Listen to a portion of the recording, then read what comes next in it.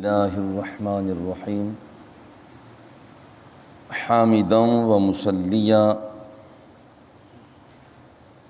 عن ابی ایوب الانصاری رضی اللہ تعالی عنہ قال قال رسول اللہ صلی اللہ علیہ وسلم اذا اتی احدکم الغائط فلا یستقبل القبلۃ ولا یولیہا ظہرہ شرقوا او غربوا او کما قال رسول اللہ صلی اللہ علیہ وسلم۔ آج کے درس حدیث شریف کا عنوان بیت الخلاء کے بعض آداب کو ذکر کرنے کے حوالہ سے ہے۔ رفع حاجت کے لیے، پیشاب پخانہ کے لیے جانا یہ انسانی حاجات میں ہے، تو اس کے کچھ آداب ہیں، جیسے داخل ہونے کے لیے ایک الگ دعا ہے، فارغ ہونے کے بعد واپس آنے کی الگ دعا ہے، یہ اس کے آداب میں شامل ہے۔ بیٹھتے ہوئے جس پاؤں پر زور دینا یہ الگ عمل ہے۔ اسی طرح چہرہ کدھر ہونا چاہیے، پشت کدھر ہونی چاہیے، انہی آداب میں سے گرمیوں میں، سردیوں میں، موسم کے اعتبار سے باٹ کو، یہاں پر ڈھیلے کو، وٹے کو استعمال کیسے کرنا چاہیے، یہ آداب ہیں۔ انہی آداب میں سے ایک ادب یہ ہے کہ پیشاب پاخانہ کرتے ہوئے چہرہ یا پشت کدھر ہونی چاہیے۔ یہ بات پیش نظر رہے کہ یہاں جیسے ہم بیٹھے ہوئے ہیں، سیدھے قبلہ رخ 90 ڈگری پر بیت اللہ شریف ہے، اور کچھ ڈگری دائیں جانب مدینہ منورہ ہے۔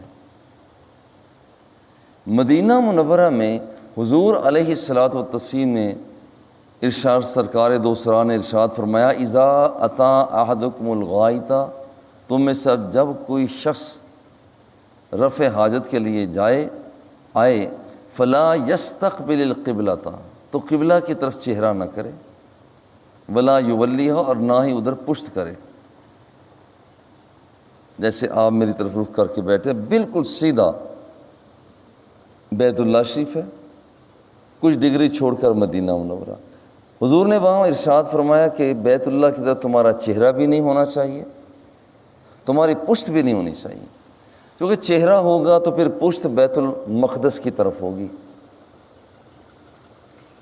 اور اگر چہرہ دوسری طرف بیت المقدس کی طرف ہوگا تو پھر پشت بیت اللہ شریف کی طرف ہوگی۔ غرض یہ ہے کہ مدینہ منورہ میں حضور علیہ الصلاۃ والتسلیم نے ارشاد فرمایا کہ تم اپنا چہرہ، اپنی پشت بیت اللہ کی طرف نہ کرو۔ پھر کدھر کرو؟ تو وہاں پر فرمایا شرقوا او غربوا، اپنے چہرے مشرق کی طرف کرو یا مغرب کی طرف کرو۔ مدینہ منورہ میں رہتے ہوئے جب چہرہ مشرق کی طرف کیا جائے گا تو پھر بیت اللہ شریف کی طرف نہ چہرہ ہوگا نہ پشت ہوگی۔ مگر ہمارے لیے یہاں جو حکم ہے، یہاں پر شرقوا او غربوا، کہ رخ مشرق کی طرف کرو یا مغرب کی طرف کرو، ہم یہاں نہیں کر سکتے، کیونکہ اگر ہم رخ مشرق کی طرف کریں گے بیت الخلاء میں تو پھر تو چہرہ بیت اللہ کی طرف ہو جائے گا، مغرب کی طرف، اور جب مشرق کی طرف چہرہ کریں گے تو پھر پشت بیت اللہ کی طرف ہو جائے گی۔ یہاں پاکستان میں رہتے ہوئے جس پوزیشن میں ہم رہ رہے ہیں، یہاں اپنا چہرہ مشرق یا مغرب کی طرف بیت الخلاء میں نہیں کریں گے۔ یہ حکم ہے مدینہ منورہ میں کہ تم اپنا چہرہ مشرق کی طرف کرو یا مغرب کی طرف کرو، کیونکہ وہاں پر جنوب کی سمت بیت اللہ شریف ہے۔ ایک تو حدیث پاک یہ آگئی، دوسری حدیث پاک صحیح بخاری کی ہے۔ حضرت ابن عمر رضی اللہ تعالیٰ عنہ فرماتے ہیں کہ میں اپنے گھر کی چھت پر چڑھا، میں نے حضور علیہ الصلاۃ والتسلیم کو دیکھا کہ آپ رفع حاجت کے لیے بیت الخلاء میں ہیں، آپ وہاں پر بیٹھے ہوئے ہیں، مستقبلاً بیت المقدس، لی حاجت ہی، اپنی حاجت، رفع حاجت کے لیے آپ کا چہرہ بیت المقدس کی طرف تھا۔ اب دیکھو یہ روایت، پہلے والی روایت کا تاثر یہ ہے کہ مدینہ منورہ میں رہتے ہوئے تمہارا چہرہ بیت المقدس کی طرف نہیں ہونا چاہیے، کیونکہ وہاں پشت بیت اللہ کی طرف ہوگی۔ ابن عمر فرماتے ہیں میں نے خود دیکھا کہ حضور علیہ الصلوۃ والتسلیم بیت الخلاء میں تھے اور آپ کا چہرہ پاک وہ بیت المقدس کی طرف تھا، جس کا مطلب کہ پشت وہ بیت اللہ شریف کی طرف تھی۔ اب دو روایتیں آمنے سامنے آ گئیں، کیا روایتوں کے درمیان حضور علیہ الصلوۃ والتسلیم کے عمل میں کوئی تصادم ہے؟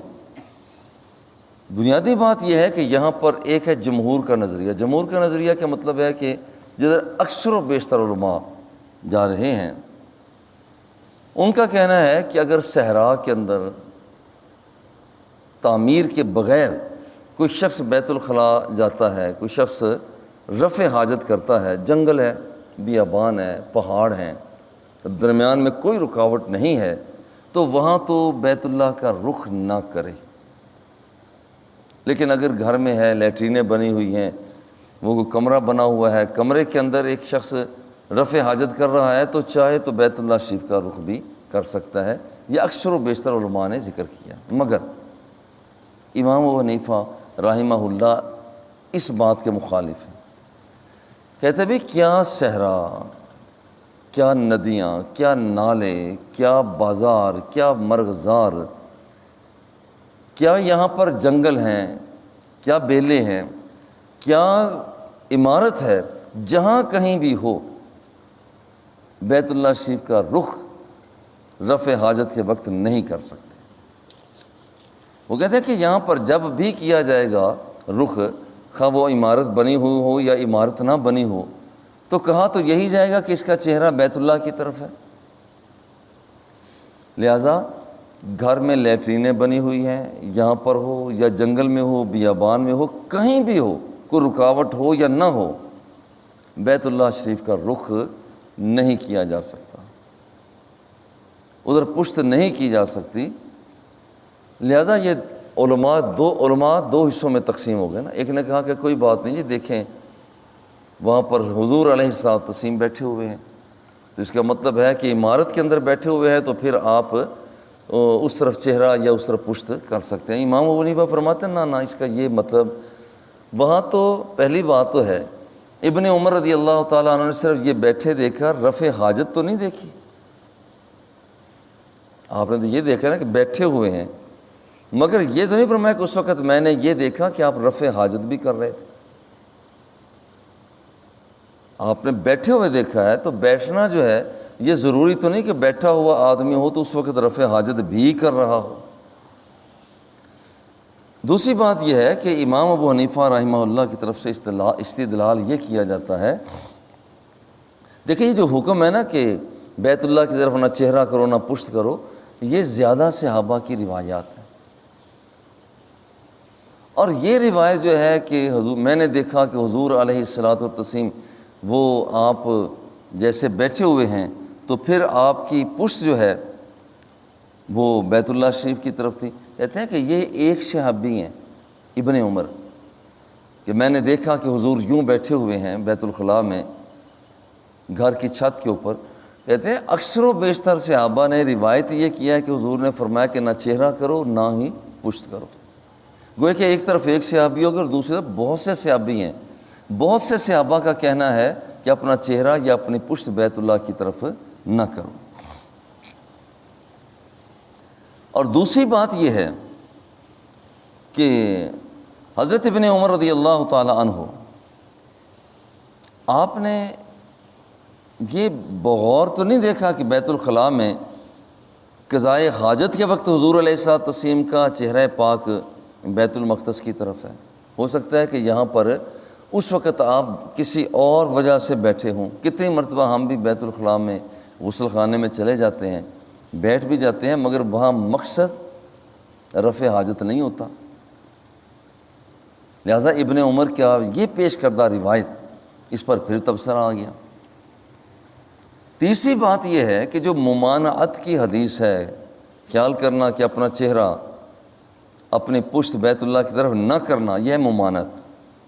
اور ادھر دیکھا ابن عمر نے رضی اللہ تعالیٰ عنہ کہ حضور علیہ الصلوۃ والتسلیم کا چہرہ بیت المقدس کی طرف ہے، پشت بیت اللہ کی طرف ہے۔ دیکھیے یہاں پر جو ممانعت کی حدیث ہے اس میں عمومیت ہے۔ عمومیت کا مطلب ہے کہ خبردار یہ نہ کرنا، اور وہ خصوصیت کا لیے حدیث ہے کہ ایک صحابی دیکھتے ہیں کہ میں نے دیکھا ہے۔ عمومیت والی جو روایت ہے اس کو مقدم کیا جائے گا جس میں حکم عام ہوتا ہے۔ بالکل اسی طرح سے پہلی روایت کے اندر ہے کہ حضور نے خود زبان سے منع فرمایا، خبردار اپنا چہرہ اپنی پشت بیت اللہ کی طرف نہ کرنا۔ اور حضرت ابن عمر رضی اللہ تعالیٰ عنہ کی پیش کردہ روایت، اس میں قول نہیں بلکہ اس میں اندر عمل کو ذکر کیا جا رہا ہے کہ حضور نے ایسا کیا۔ اور دیکھیے احادیث کی دنیا میں قول کی جو بات کی جاتی ہے اس کو اہمیت زیادہ دی جاتی ہے بنسبت عمل کے۔